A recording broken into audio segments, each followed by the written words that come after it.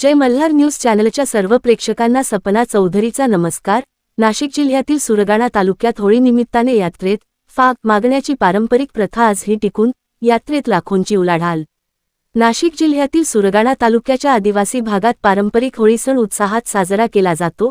या सणाला रोजगार, नोकरी, चाकरमानी कामधंदा निमित्ताने बाहेर गावी गेलेले आवर्जून गावाकडे परतत असतात।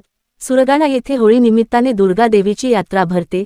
यात्रेत कपडे, टॅटू, चैनीच्या वस्तू, पाळणे, खेळणी, मनोरंजनाचे कार्यक्रम, मौत काकुआ, मुखवटे, मिरवणूक या गोष्टींचा समावेश यात्रेत होतो।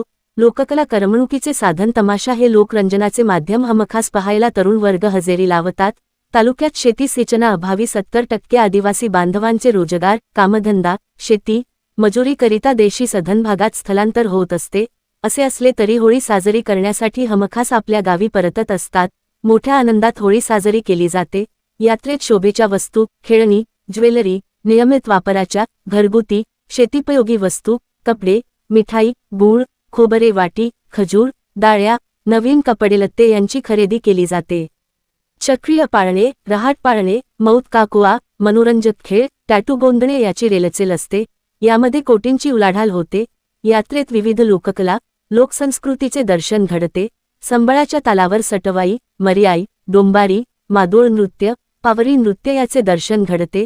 लोकरंजनाबरोबरच लोककला सादर करून या भागात फाग मागितला जातो। फाग म्हणजे कला सादर केल्यानंतर 5 ते 10 रुपये फाग मागतात। सुरगाणा प्रतिनिधीसह सपना चौधरी, जय मल्हार न्यूज, नंदुरबार।